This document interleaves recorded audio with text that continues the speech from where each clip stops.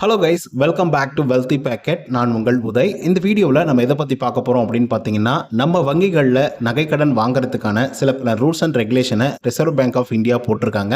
அந்த rules and regulations என்ன அப்படிங்கிறத பற்றி தான் இந்த வீடியோவில் முழுசாக பார்க்க போகிறோம். ஸோ இந்த வீடியோக்கு போகிறதுக்கு முன்னாடி நம்மளோட சேனலை சப்ஸ்கிரைப் பண்ணாதவங்க சப்ஸ்கிரைப் பண்ணி வச்சுக்கோங்க. லைக்கை போட்டு வீடியோ பாருங்கள். வாங்க இந்த வீடியோக்குள்ள வந்து போகலாம். நம்பர் 1, உங்ககிட்ட இருக்கக்கூடிய தங்க நகைகளுக்கு 75% மட்டும்தான் கடன் உதவி வழங்கப்படும். இதுக்கு முன்னாடி காலங்களில் சொல்லப்போனால் கொரோனா பீரியட்லாம் 80% வரையிலும் கடன் உதவி வழங்கிட்டு இருந்தாங்க. இரண்டாவது, நகைக்கான ஆதாரம். குறிப்பாக சொல்லணும் அப்படின்னா, இந்த நகை என்னுடையதான் அப்படின்றதுக்கு ஒரு ஆதாரத்தை சப்மிட் பண்ணணும். இதுக்கு நீங்கள் எந்த கடையில் நகைகள் வாங்குறீங்களோ அந்த கடையில் பில் வந்து வாங்கிக்கொள்ளணும். அந்த பில்லில் உங்களுடைய பேர் இருக்கணும், நகையோட வெயிட்டேஜ் எவ்வளோ அப்படின்றது இருக்கணும், நகைக்கான அமௌண்ட் எவ்வளோ அப்படின்றது இருக்கணும், டேட் எல்லாமே கரெக்டாக மென்ஷன் பண்ணியிருக்கணும். இதெல்லாம் இருக்குதா அப்படிங்கிறத பார்த்து தான் நீங்கள் நகையை வாங்கணும். மூன்றாவது, தங்கத்தின் தரம் குறித்தான சான்றிதழ் வழங்க வேண்டும். குறிப்பாக சொல்லணும் அப்படின்னு பார்த்தீங்கன்னா, நீங்கள் கடன் வாங்குறதுக்காக வங்கிக்கு போகிறீங்க தங்கத்தை வச்சு. அந்த நேரத்தில் அந்த வங்கியில் இருக்கக்கூடிய ஆட்கள், கடன் கொடுக்குறவங்களா இருக்கட்டும், கடன் வாங்குகிறவங்களா இருக்கட்டும், அந்த தங்கத்தை குறித்தான சான்றிதழ் வந்து பேங்க் சைட்லேயும் வச்சிருக்கணும். அதே மாதிரி யார் கடன் வாங்குறாங்களோ அவங்களும் வந்து வச்சிருக்கணும் அப்படின்றத வந்து சொல்லியிருக்காங்க.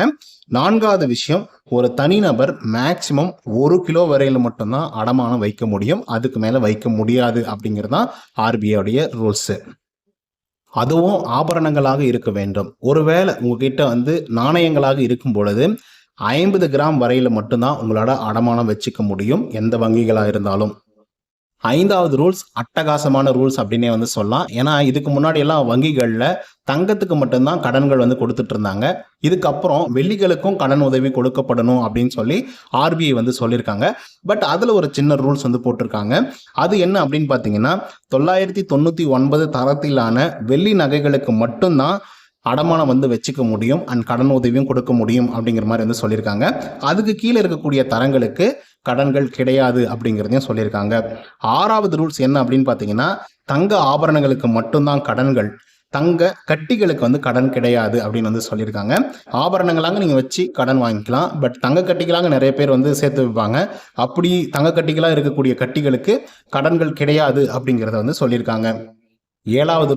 ஏழாவது ரூல்ஸ், இப்போ கடனை நீங்கள் திருப்பி செலுத்திட்டீங்க.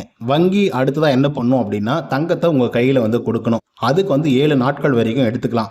7 நாட்களுக்கு அப்புறமும் உங்ககிட்ட வந்து தங்கத்தை கொடுக்கல, உங்களுடைய நகைகளை கொடுக்கல அப்படின்னா, நீங்கள் நாள் ஒன்றுக்கு 5000 ரூபாய் அபராதம் அப்படிங்கிற மாதிரி 5000 ரூபாய் உங்களுடைய பேங்க்கிட்ட இருந்து வாங்கிக்க முடியும்.